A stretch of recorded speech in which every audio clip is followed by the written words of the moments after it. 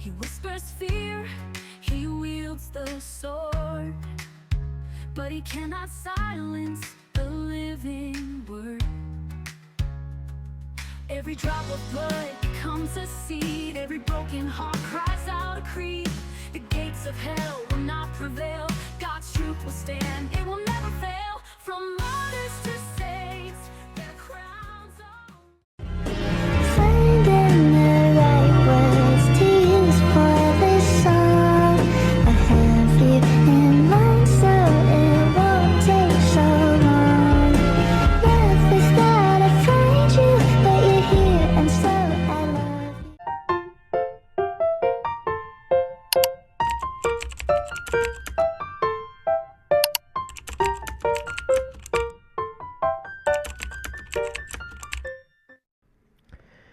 Well, ladies and gentlemen, it's been a while since I've talked or done any kind of anything, and I'm very, very sorry. I've been going through a lot of stuff recently. One of the things I've gone through was a deep, deep emotional roller coaster that demanded all of my attention for the last couple of months. And out of it, there was a lot of spiritual growth. And what I mean by that is, since Charlie Kirk's assassination, I have been trying to reconcile with myself what happened. Like, how could this happen? Why did this happen? And who did it? And like many others, I went looking in the wrong places. And I'm going to just say it. Candace. Wrong place. Okay? And yeah, she's really good at convincing people and manipulating people and getting people riled up and emotional. But that's all it is. It's emotional manipulation and emotional blackmail. And so I had to it happened after the whole Mitch thing. If you've been watching her, then you understand what I'm saying. The Mitch thing, it just seemed too scripted. It was scripted. She was calling out Erica long before Mitch mentioned her. Right? Like we're not going to hide from that, right? We're not going to hide the truth from that. That's like the truth. That's facts. She was calling out Erica long before that. Then Mitch confirmed what she already was putting out there subtly with nuance and implications. Well, I had a problem with that. I couldn't reconcile that because Charlie Kirk was all about his marriage, family, faith, and country, right? So I wanted to hear the other side. I was in kind of like this area where I was only listening to one side, seeing it from one direction. You know what I mean? And I didn't get to see the full dimensions, like the three-dimensional image of what the whole thing was. So I had to go and look for someone else that could explain this to me. I happened upon this wonderful woman who reminds me a lot of myself, Mira Kay. She's phenomenal. She's so intelligent and she's witty. She's funny. She's so informed that it's very hard to say what she's doing isn't factual when she brings the facts and the receipts. Unlike Candace. So I've been binge watching her videos, and and I'm going to share some of them with you after a very important video that I think we all should be aware of that is currently happening. That's not just happening over in Europe, it's also happening in our own country, Canada, and also down in the United States, which you will see in the videos that I share from Mir, okay? But this is a huge, huge issue that we need to address now. That faithful Catholics, Protestants need to stand up and start pushing back on this before it's too late. And it's almost gotten that far that it's almost too late. So I'm praying that you guys see the wisdom in what I'm going to share with you, and you take into account what I already spoke about in my blog today. And if you haven't gone and read my blog, you can. The link is in my bio. Go and read my latest blog. It's What Has Happened to Me. That's what it's called. I will see you guys very, very soon because I'm going to come back and start talking more. Love you all. Later for now, and I hope that you actually take the time to consider all the points that I'm going to be making with these videos that you're about to see. See y'all very soon. Love y'all. God bless. Later for now.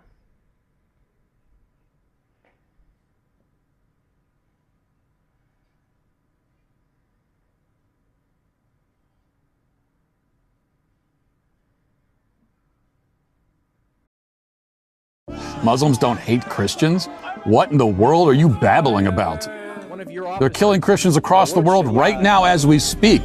For all the time that we spend on the latest political developments in the nation's biggest population centers, for example, the election of a Muslim socialist in New York City or the attacks on immigration officers in Los Angeles, it's undeniable that some of the biggest and most important stories are happening in much smaller cities and towns across the country. It's in the smaller locales that we're seeing some of the real flashpoints emerging. Even though no corporate media outlet would dare to talk about them, what we are now seeing are very disturbing images that could soon define our national politics as large-scale demographic replacement begins to take hold. And whatever you make of the disasters unfolding in places like New York and California, the decline of smaller cities is even more disturbing. So consider Dearborn, Michigan, population just north of 100,000. If you were ranking American cities by population, Dearborn wouldn't even crack the top 300. But the population that Dearborn does have is highly significant. Dearborn currently has a larger portion of Muslims than any other city in the U.S. And it recently became the first Arab majority city in the country. Fully 55% of Dearborn's residents say they have Middle Eastern or North African ancestry, which explains why Dearborn boasts the largest mosque in the entire continent of North America.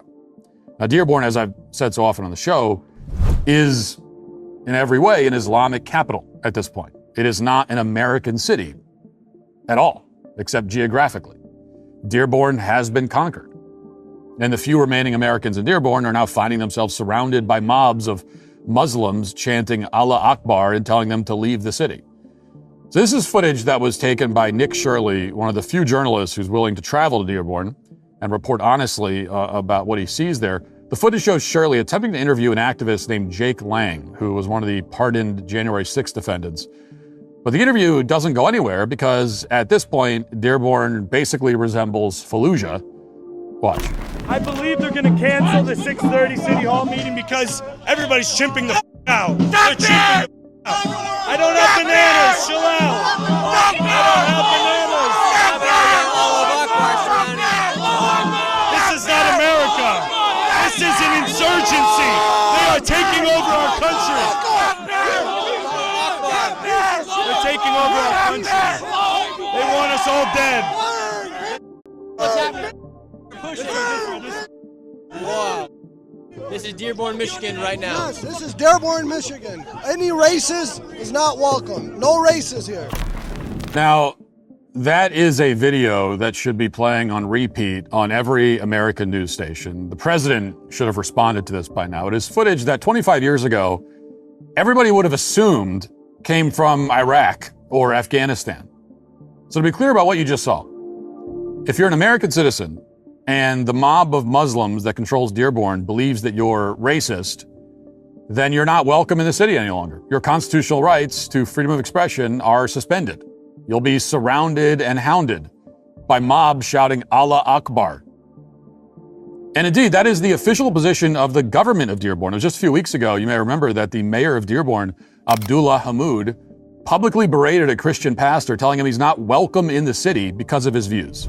This is the same mayor who, as we talked about yesterday, said he disavows the concept of assimilation.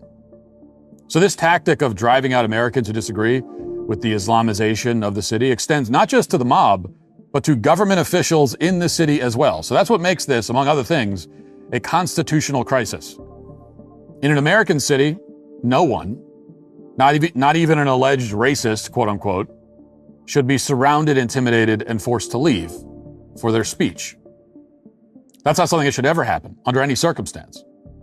It doesn't matter if he starts talking about bananas. It doesn't matter if he insults Muhammad. It doesn't matter if he burns a Quran. I don't agree with that. I wouldn't do it myself.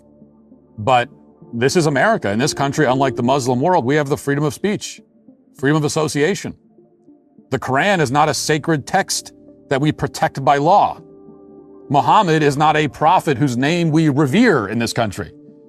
This is America. But places like Dearborn don't look much like America anymore or act like it. Jake Lang, while holding a sign reading Americans Against Islamification, was also punched in the face on camera in Dearborn by someone who quickly ran away, very courageously. Watch.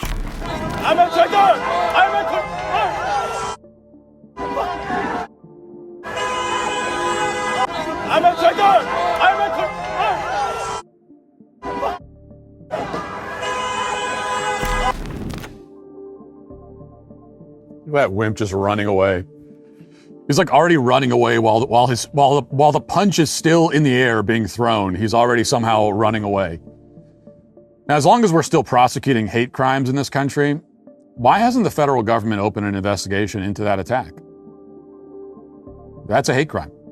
He's protesting against Islamification, which is his right as an American citizen. I don't care how you feel about it. You don't have to like him or agree with his tactics.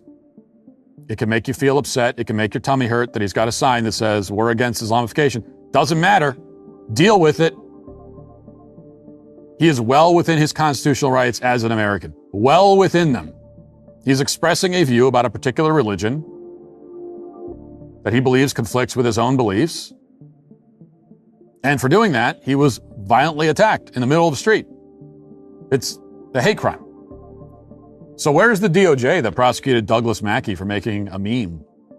Why aren't they all over this? Douglas Mackey was charged with violating Americans' right to vote by making a meme about Hillary Clinton somehow. Meanwhile, we have a clear attack on somebody engaging in First Amendment protected speech. And so far, it hasn't been a word about it from the DOJ. And by the way, this wasn't the only time that Lang was attacked in Dearborn, and others were attacked as well. The independent journalist Cam Higbee was pepper sprayed and assaulted after he attempted to defend a Christian protester in Dearborn. Watch. Why is he not welcome on a public sidewalk? Get the camera out of my face. Get that camera out of my face, or I'll take it from you, okay?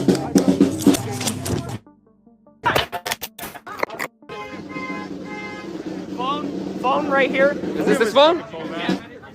All right, guys, he just got pepper sprayed for attacking and assaulting someone. No, you're not gonna get your phone. Actually, you get it. Here you go. There we go. Yep.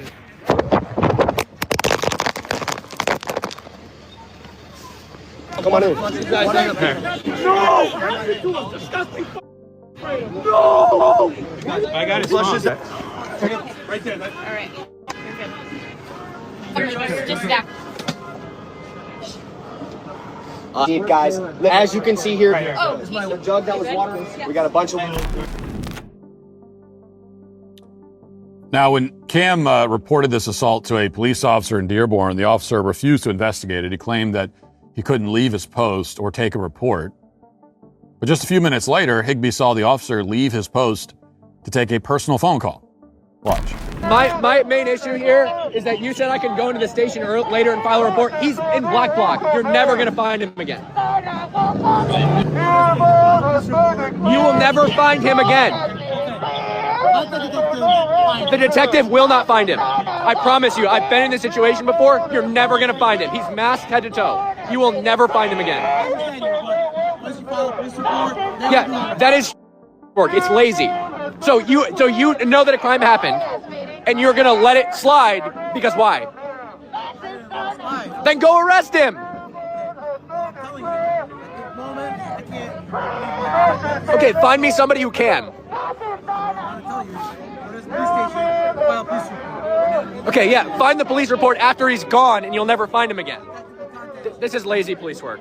You are a lazy police officer. Or you just don't want to get him.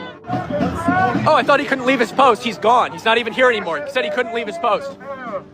We're going to go right over there. We're going to say hi to him. We're going to get his name and badge number before we leave. Hey, officer! Who couldn't leave his post. Here he is running. Officer! Officer! Officer who couldn't leave your post. Can I get name and badge number real quick?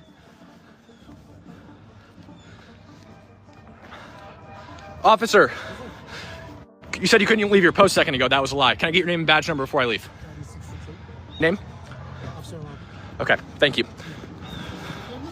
You can leave your post to take a personal phone call, but not to make an arrest, apparently.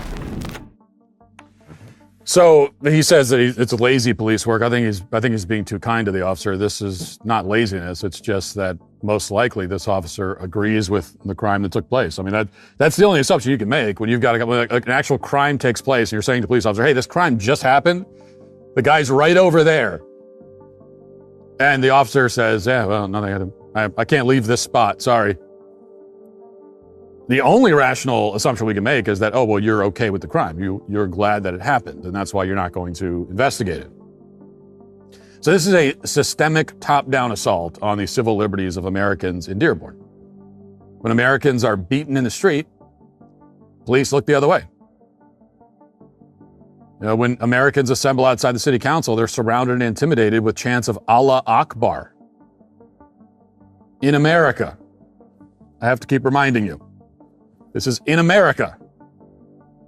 You'll have mobs surrounding you chanting Allah Akbar.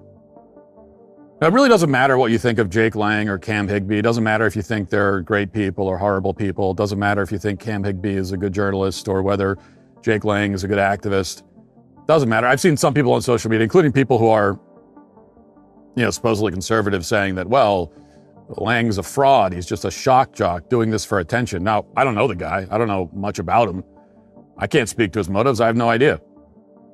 All I know is that this is a completely unacceptable state of affairs in an American city. And if you're looking at these video clips and to you the headline is, wow, well, that guy is being rude. If that's the thing that jumps out at you, and not that they're chanting Allah Akbar in the street, assaulting Americans, and the police are not investigating because they agree with it, like if that's not if you're more concerned about, well, that was kind of rude, that's not nice for him to be saying that stuff, well, then I don't know what to tell you. This is unconstitutional. The DOJ has a civil rights division to protect our civil rights, and they need to move into Dearborn along with the National Guard immediately. The city council meeting under heavy police guard did eventually take place. At the meeting, Lang offered these remarks, and I'm going to play them at some length.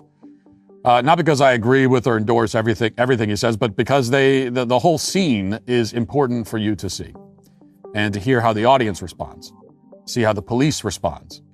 And most of all, you need to understand that Lang is what happens when the government decides to replace American citizens with Muslims from the third world.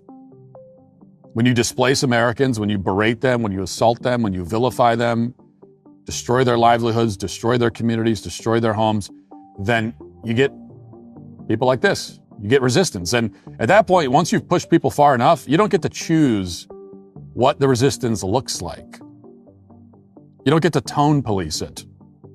When you target a specific race for replacement, which is what the left has done across the country, when you engage in open racial warfare, then you cannot pretend to be outraged when you get this kind of response. It's inevitable. Watch. We have to call it what it is. You guys don't live like we do. We don't want you in our country. We will come and eat your shawarma in Somalia, okay? We don't need it here in Michigan. We don't need it in any part of America. We have a right to self-determination. Our founding fathers fought and died for our posterity, for white Americans. And we're being driven out. You come here and you marry 4 or 5 women and you outbreed us. You change the laws. You make all of our country look like the places that you fled from. We don't want you here. Respectfully, get the out of my country. I don't want you here. We don't want you here. That's fine. I don't want you here. I don't want you here. That's fine, sir. Just This is our country. And Chief, the can you send people, the guys out there? the veterans, the World War II veterans, that's blood has soaked for our constitutional republic, are taking a look around Europe. They're taking a look around America, and they're saying, what the hell did we fight for? We have been taken over without a single shot fired. You guys are outbreeding, insidious parasites on the American way of life. You will never look like us. You will never eat like us. You won't build buildings like us. You are nothing. You can build nothing. Just like President Trump's great American friends have said. You guys are not us, and get the out. America first. America only. God bless America. Jesus is king. Jesus is king. Thank you. Jesus is king. Jesus is king. Thank you. Jesus is king. Jesus is king. Time has expired. Order in the chambers. Order in the chambers. And that concludes our meeting for today.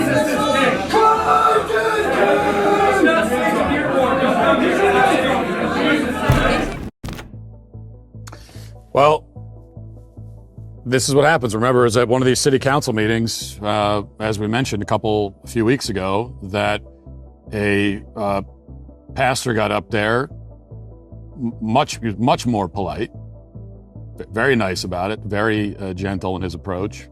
Didn't say anything racist, didn't say anything derogatory at all. And all he said is like, hey, why are we renaming the streets after these, these Muslim figures that have no significance to American culture? And what was he told by the mayor? He was told, you're not welcome here, get out. That's what the polite, nice people were told. And then, so when you respond that way to the polite, nice people, then you end up with that. That's what comes next. That's always what comes next. Now, if you're listening to the audio podcast, an entire line of police officers had to follow that guy out of the meeting. And as we'll see in a moment, to their credit, some of these officers accompanied him to his car as a mob of Muslims surrounded him outside. But before we get to that, we need to see a little more from this meeting. It was, I think we would probably say it was the most consequential, certainly the most interesting city council meeting in Dearborn's history, probably. Not that I've seen very many of them. So here's Cam Higbee, the journalist who was assaulted, and here's what he had to say. I asked them simply why they were harassing and touching another individual who had stated repeatedly that he was only on their side of the street to talk to them and have a dialogue. My phone was smashed. You can see the broken camera right there. They stole $50 out of my pocket, and they stole my microphone receiver. I went and I told one of your officers, badge number 3668, that this had happened. He told me there was nothing that could be done about it unless I went to the station. I told him, I can't go to the station. I'm working. I'm doing my job. He said, I'm working too. I said, yeah, your job is to protect me and all of the people that are out here today. Okay? So we said that I could go into the station later. I told him, you're never going to catch the guy if I go into the station later. He's going to leave. He's dressed head to toe in black bloc. I filmed the whole thing, but he had a mask on his face. You'll never, ever get an opportunity to arrest that person ever again if you don't go and get him right now. He said, sir, I can't leave my post. 5 minutes later, I caught him in the parking lot on a personal phone call. Okay? Repeatedly today, I watched people that are in this room get attacked by other people that are in this room. One of my favorite quotes from the Prophet Muhammad: a woman's testimony is worth half that of a man's due to the deficiency of her mind. God created two sexes, one superior and one inferior. That's why your women wear hijabs, because they're inferior to men. That's why in most Muslim countries they can't leave their homes without permission of a male guardian. Is my time up? You have 30 seconds. You had 30 seconds. Oh, 30 seconds. Yeah, okay, great. Go ahead. Yeah, I think I shouldn't feel like a dhimmi in my country. That's what I feel like in Dearborn, Michigan. It doesn't feel like home. I feel like a dhimmi, a second-class citizen, which is what Christians are in the majority of Muslim countries. Dhimmis. Second-class citizens. And the policing in this city, that's exactly what happens. And I know rank-and-file officers in pretty much every city usually want to take care of these problems. You're the one giving the orders, Mr. Mayor. These guys definitely want to do something about them. They're business. Look at them. These guys are all business. Your orders. I'm done. Thank you. Thank you. Okay. Now, watching footage like this, and there's a lot more like it, you have to wonder how much longer can the city of Dearborn continue to treat Americans like second-class citizens, as Cam Higbee says. I think that's a pretty fair summary of what happened when you're assaulted and the police tell you to their face that they're not interested in investigating it. I mean, I'd say that's what it means to be a second-class citizen. How much longer can Americans tolerate this takeover of Dearborn, the hometown of Henry Ford and the Ford Motor Company? And what's going to happen when this escalates even further, which it obviously will? Now, make no mistake, the foreigners in Dearborn are not interested in peace at this point. One by one, Muslims stood up at this city council meeting to mock the Americans who complained. Here's one particularly sassy guy who made one of the dumbest arguments I've ever heard in my life. Watch. Bismillah ar-Rahman ar-Rahim, in the name of Allah, the most gracious, the most merciful. I just want to say a few things before I start. First of all, the word Sharia just means law. Saying Sharia law is saying law. So it seems like there's quite a large group of individuals here who are intellectually inept. And if that word is too big for them, intellectually inept, I'll say it again, they can Google it later. This is one of those gotchas that's extremely hard to watch without cringing uncontrollably. He really thinks that this is some kind of devastating checkmate. It's like saying the Sahara Desert is a nonsense term because Sahara means desert in Arabic. It's the kind of statement you'd make if you're a really annoying person who desperately wants to avoid discussing anything meaningful, so you default to some incredibly dumb and annoying linguistic argument that's completely pedantic. I'm not even going to dispute his translation of Sharia, although I don't know, it's probably wrong. Maybe it's not. In this country, we use the term Sharia law as a shorthand for Islamic law, as opposed to actual functioning legal systems. Ones that don't call for beheading when you leave the Islamic faith, for example. And this speaker knows that. He just wants to avoid the topic. And as the guy continued to speak, we quickly discover why he doesn't want to talk about substance. Watch. It is incredible that individuals who were charged with beating cops with bats are allowed to come to this city and say that they are going to take a holy book and burn it. This is not free speech, and this is not hate speech. This is speech that will initiate violence. That is correct. This will initiate violence. You are coming to come and burn a book that Muslims hold very dear to their heart. So did you catch that? Islam is the religion of peace. Muhammad is merciful, he says. And then he says that if you mock Islam, then you're causing violence. You're responsible for the violence that Muslims will inflict on you. I mean, that's what he's saying. You see how that works? They say, well, we're the religion of peace, but if you make fun of us, we'll assault you. So don't be violent by making fun of us, okay? Because you're going to cause us to be violent against you. Now, to be clear, it wasn't just Muslims who encouraged violence against Americans. Several members of Antifa-type groups also spoke. Watch. I'm part of the group BAM, By Any Means Necessary. Our full name is the Coalition to Defend Affirmative Action, Integration, Immigrant Rights, and Fight for Equality by Any Means Necessary. And we came today to say that fascists are not welcome in Dearborn. The likes of Hudson and Lang are not welcome in Dearborn. I think that was made extremely clear by the action today. People saw what was happening and they came out and provided the welcome that such people deserve. And I think this really sets a model to other cities who are facing these same kinds of attacks. By the end of the march that I was on, they went from being maybe, I don't know, around 50 people to like 3 guys with a banner because they had been scared away. And I think that is exactly the kind of action that is needed. And I think Dearborn really set the model for how to deal with these situations. So this masked activist saying her political opponent should be stopped by any means necessary is openly celebrating the fact that her political opponents were intimidated into silence. So this is an admission of a constitutional violation, which she should be prosecuted for. The fake nonprofit she belongs to, which Andy No has extensively reported on, should be shut down. But of course, that probably won't happen. More than 2 months after the murder of Charlie Kirk, has a single leftist group like this been investigated, much less shut down? Well, this would be a pretty good place to start. For now, these terrorists are emboldened for obvious reasons. Another masked activist condemned the city council for failing to use law enforcement to shut down the protesters. Watch. Sorry, I'm standing here today in solidarity with several members of our community that are here and who attended our march to condemn Anthony Hudson, Jake Lang, and their fascist supporters, and also to condemn this council's poor, abysmal attempts to protect them. The police outside, they did nothing to really disperse the crowd of fascists. All they did was protect them, and that is wrong.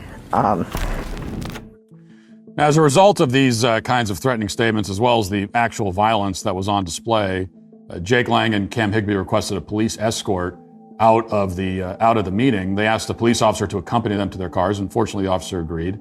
Not that it should have been necessary to ask in the first place. And even with the officers there, a few people tried to harass them anyway. At this rate, it's only a matter of time until the violence escalates. Everybody knows that.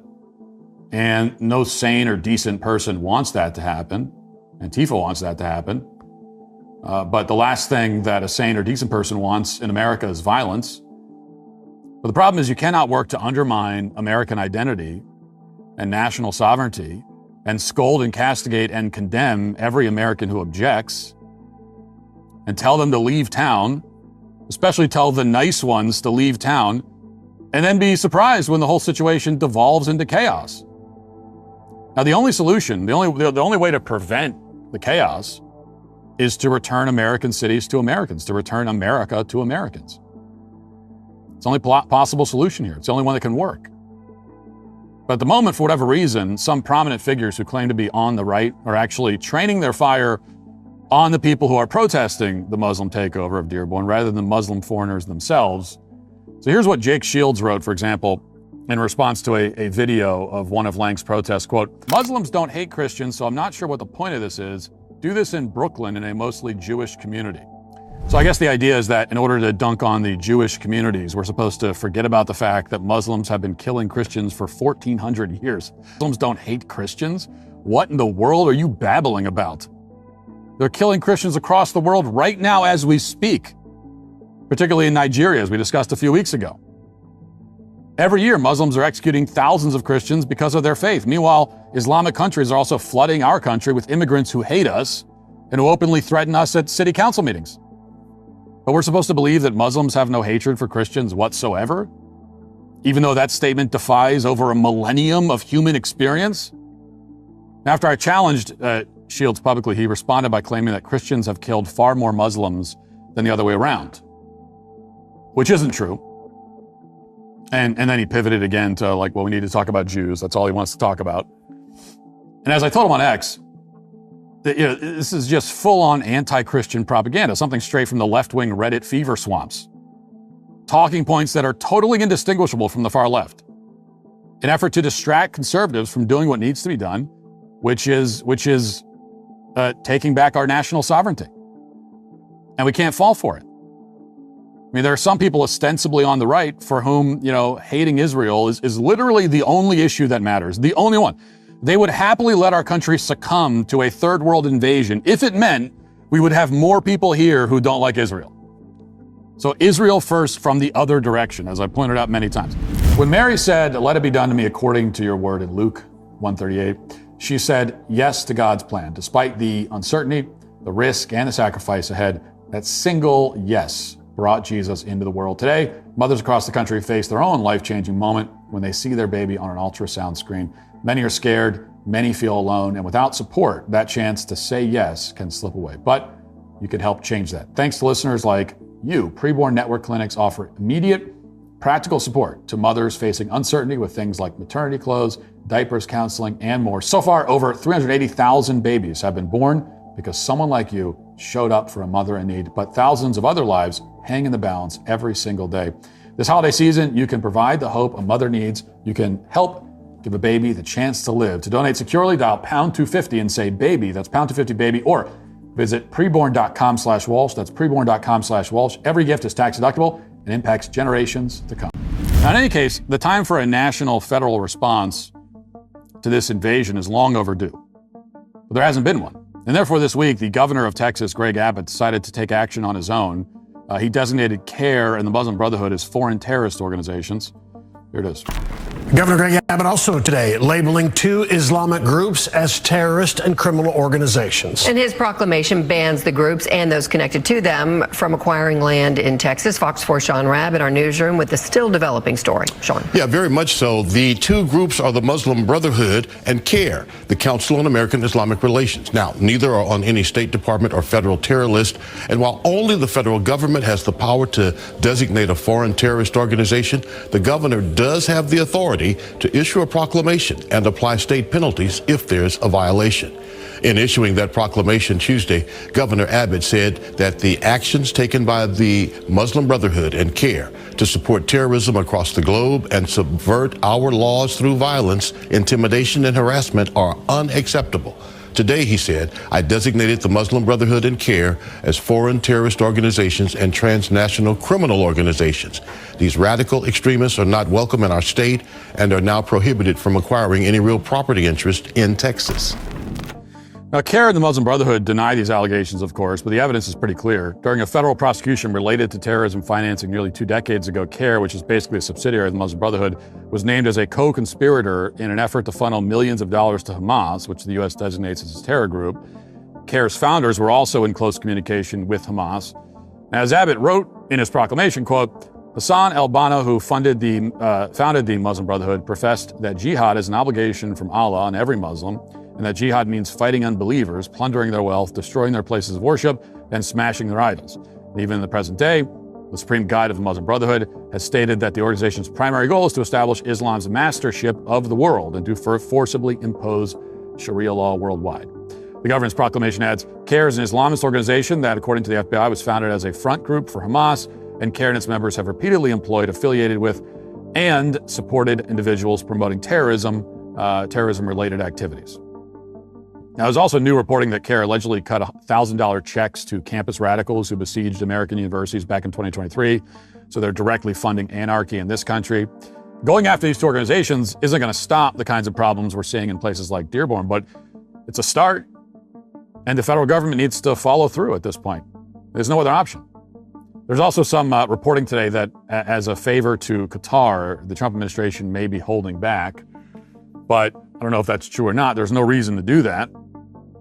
We elected this administration to target foreign invaders. Well, here you go. And we need to dismantle their institutions if we're ever going to remove them from power. The Islamification of America is one of the greatest threats we face to our country and to our national identity. It's impossible to be an American first nationalist unless you're taking a stand against this. Remember that Dearborn is the place where protesters chanted, "Death to America."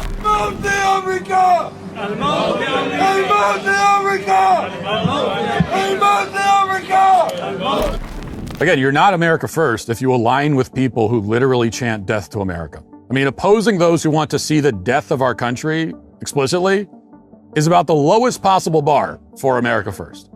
We need to protect and preserve our country, and we elected this administration to do exactly that, to represent our country to the exclusion of every other. But we're getting taken advantage of all over the country by people who come here and hate us. It's not just happening in Dearborn. City Journal just published an article on the extent of Somali Muslim fraud in Minnesota, which is far worse than anyone realized. They're not just stealing our money with various welfare schemes, they're also using that money to fund Islamic militants and terrorists. Quote, a source described the close links between the Somali American community in Minnesota and Islamic terror groups abroad. 10 years ago, the source was recruited as an independent contractor for a 3-letter agency investigation into the Minnesota men who had joined or attempted to join ISIS. That year, a Homeland Security Task Force report found that Minnesota led the nation in the number of Americans who had joined or attempted to join ISIS, Of the 58 Americans who had done so, nearly half came from Minnesota. The relationship is ongoing. This is a third rail conversation, but the largest funder of al-Shabaab is the Minnesota taxpayer, the source said. There's a real issue here that is real, and if there's ever an event that is traceable back to these funds or to people from this area, then this situation will take on a whole new set of optics. There's another recent article by Armin Rosen called "The Shame of Our Cities: How Minneapolis Became the Medicaid Fraud Capital of the USA." It's also worth reading if you're interested in the mechanics of some of these fraudulent schemes. But really, the mechanics don't matter. The people doing this shouldn't be in the country in the first place. The fact that they're stealing from us and funding terrorists is just more reason to put an end to this. Now, these stories and this city council meeting in Dearborn are the clearest possible sign that we're running out of time to rescue America from this foreign invasion. We should never have to witness a scene like that city council meeting ever again within the borders of the U.S. We shouldn't have to wonder if our tax dollars are funding fake anti-American nonprofits, much less terrorists. And we should accept nothing less than the full weight of the federal government coming down on these invaders and returning America to Americans. It's so ironic that the world accuses us of being hateful people, when the truth is, if we truly remembered and understood the depths of the depravity of the people and the terrorists that we are up against, our hatred at its current form is just nowhere near enough. And Tommy Robinson, in his current visit to Israel, reminds us all of that. Check this out. You don't hate them enough. We don't hate them enough. I don't think that anyone understands what the mindset is of Hamas, who Hamas are.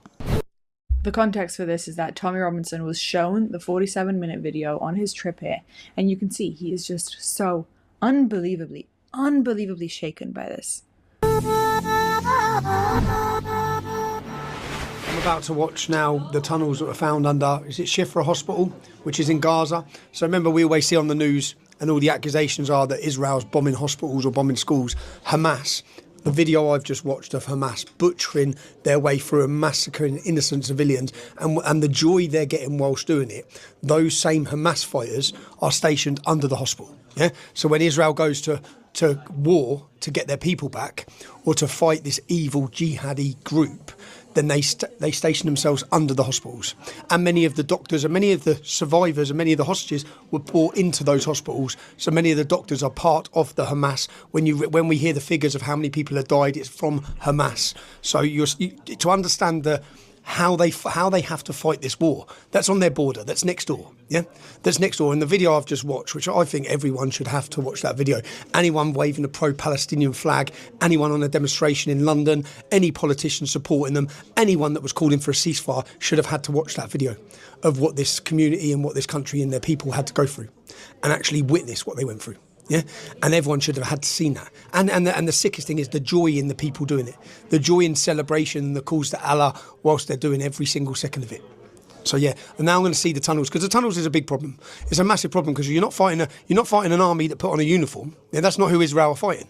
They're fighting a guerrilla warfare army who base themselves inside civilians, inside schools, underground, and that's how they behave. Yeah. So how do you fight them?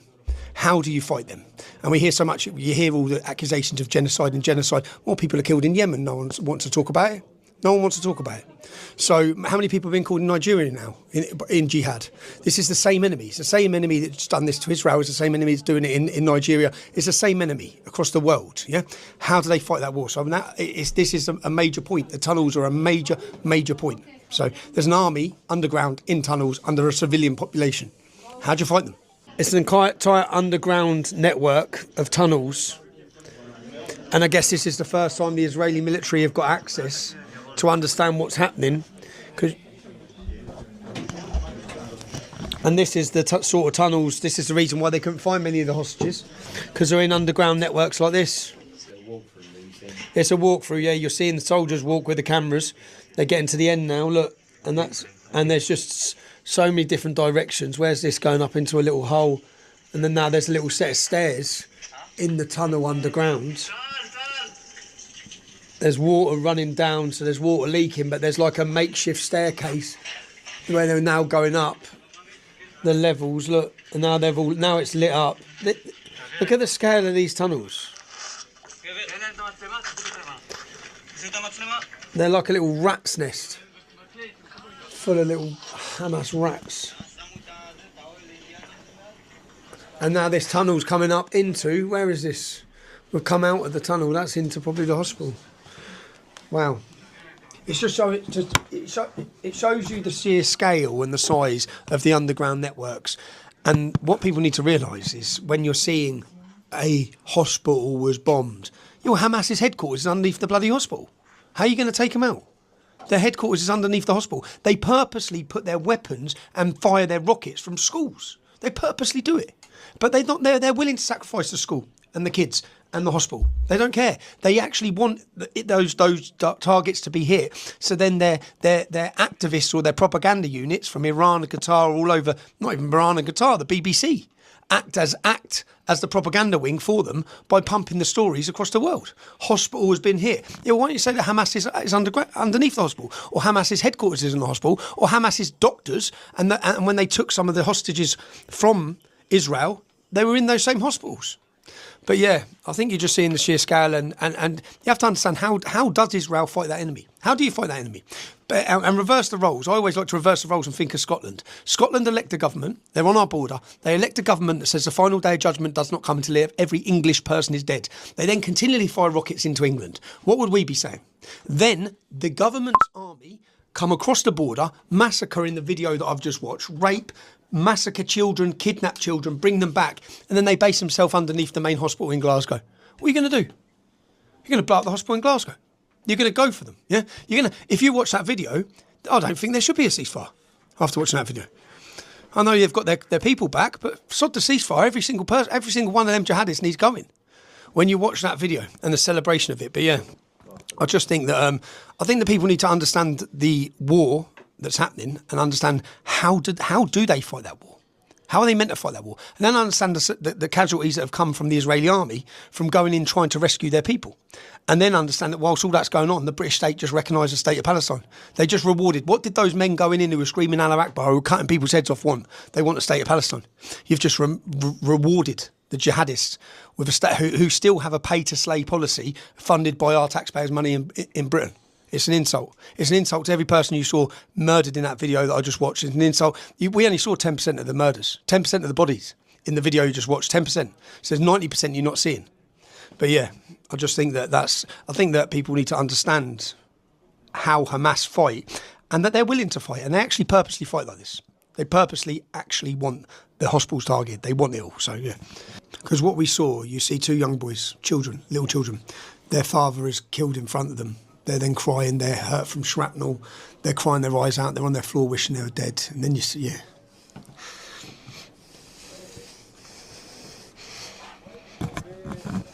You don't hate them enough.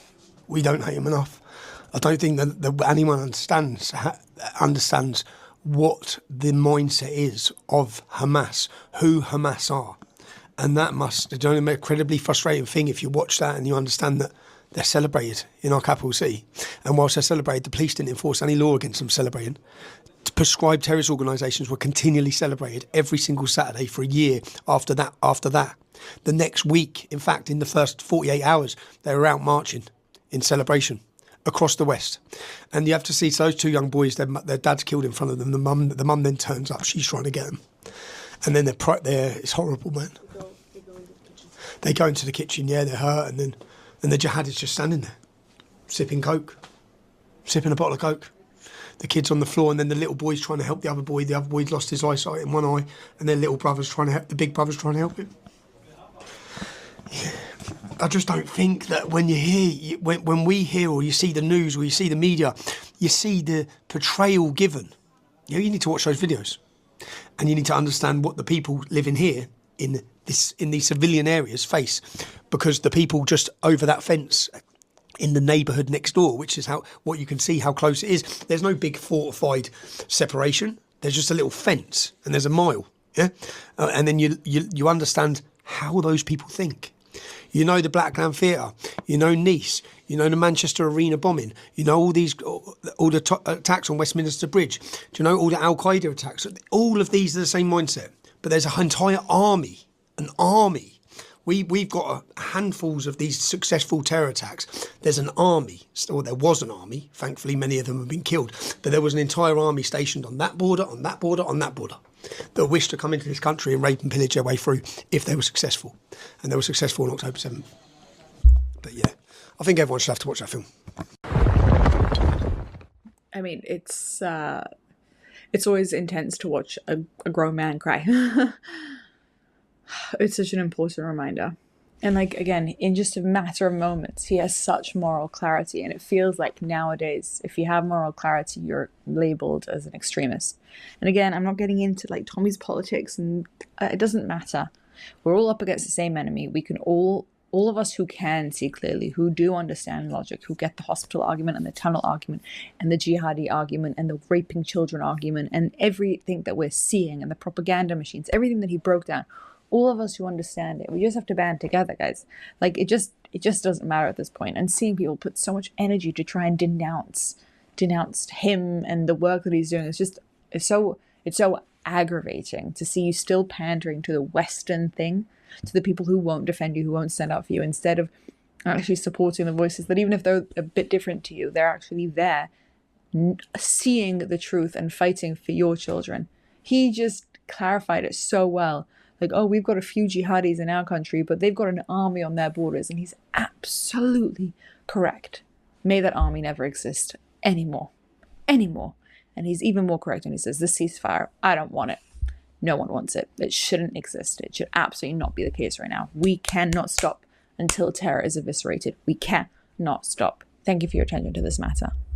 The UK has a problem. Check this out. I regret to tell you that there is Islamist extremism marching through the streets of Britain. Hear, hear. That right there is the flag of jihad. And I came face to face with it in central London just weeks after a terrorist attack where 2 Brits were murdered. And the police just standing by. Why are people still out here in Great Britain protesting? I'm going to find out. And what I found wasn't peace or compassion or understanding, it was hatred. Rancid, naked Jew hatred, and even more severe, extreme Islamic sentiment festering in this country. We've had a terrorist attack in the past few weeks, and now we have someone wielding an Islamic State flag. I could not believe my eyes, but I was hardly surprised. That flag there is a flag for jihad, so we're going to go have a look and ask them why they would fly that flag. I mean, there's the Palestinian flag and then there's the jihad flag. 2 very different things. Well, you wouldn't believe what they told me. It's a very interesting flag. What does it mean? Declaration of faith. Basically, it means there's no God but Allah, and his prophet is Muhammad. That's it. It looks a lot like the jihad flag to me. Nah. It's just a declaration of faith. That's it. It's the Saudi flag, but it's just black. No, that's not the Saudi flag. The Saudi flag has a sword underneath and is green. That's the same flag carried by terrorists who murdered British soldiers, and it's being waved proudly through the centre of our once great capital. We want Palestine to be free. Free from what? Free from Israel. The troops have come out just a couple days ago, so it is effectively free now, would you? Yeah, it is, but obviously the original whole land, even where Israel is now, that was all Palestine's land anyways. So you want the land back. Right, okay, so where are those Jews going to go? Where they came from. There's the real message. That is what is at the heart of these marches. They went to Palestine, they were somewhere else before. Where I'm not too educated on the history. I'm not too educated on the history. I'll be honest, but obviously speak to someone older that knows the history. I'm not too educated on it. But all I know is Palestinians are getting killed right now, and yeah. So I had to... So you're happy for the Jews to be removed from Israel? I'm very happy for that to happen. Okay, and how would you want that to happen? God knows, innit? So he doesn't even know what he's saying. He's just parroting hate like a lot of these lefty losers who go to these marches. One state Palestine. What does that mean? Oh, sorry. You don't want to hold that? The one state of Palestine, what you think about that? It's free Palestine. Free Palestine from what? Sorry, my English is not really well. Okay, maybe you shouldn't be holding that sign then. So interestingly, a lot of people here don't quite know why they're here. Crazy, clueless, and stupid. And while the jihad flag flutters freely, the Union flag and the St. George's Cross are vilified. So you're on the front line made to look like a complete and utter idiot. Right. Yeah, because if you're here, the whole of the Isle of Don has paid for these flags to be hung, for you to authorise them to be taken down. And then you're out here on the front line. I'm not going to argue. You can't argue, mate. You've tried to steal them, officer. The rest of our flags that we have bought with our own working money, he has thrown in the bin. Oh, you can wave the flag of ISIS, no problem. But the moment you wave the English flag, you're provoking tension. You are a racist. What a sick inversion of values. How do you feel about the Union Jack? They absolutely despise this country, yet they march freely under its protection. And then there's this Oxford student yelling, Gaza, Gaza, make us proud, put the Zios in the ground. That's not protest, that's a death chant. This is incitement to violence, dare I say. And yet, nothing. No arrest, no outcry. Lucy Connolly gets nicked for a tweet, but calling for Jews to be killed, totally fine, apparently. This country's gone mad. I was handed a Quran. Fine. Maybe they should read our constitution. The bit about equality, freedom, and law and order. Meanwhile, the Mayor of London, Sadiq Khan, tells us that chanting from the river to the sea isn't anti-Semitic. Do you think to scream from the river to the sea, which they're doing during these hate marches, is appropriate? Do you think it is anti-Semitic?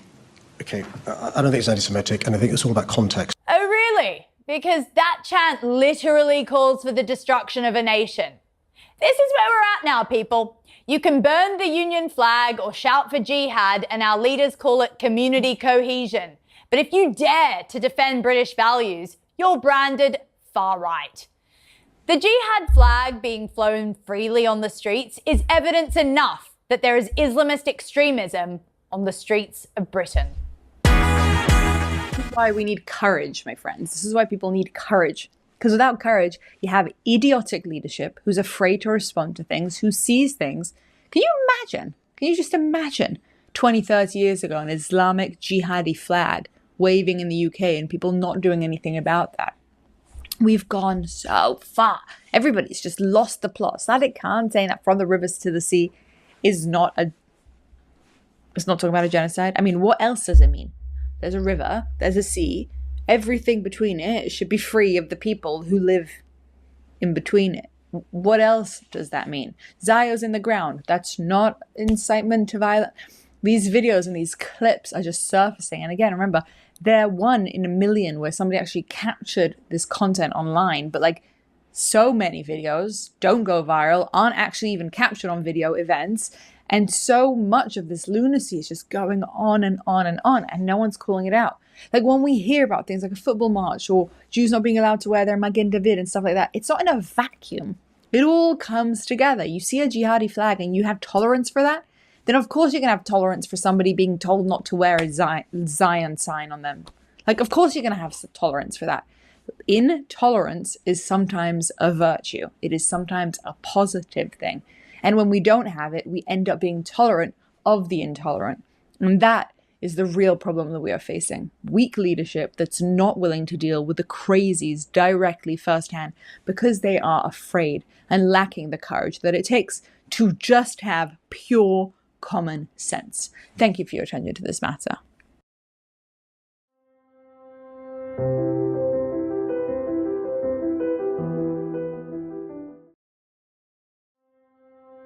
you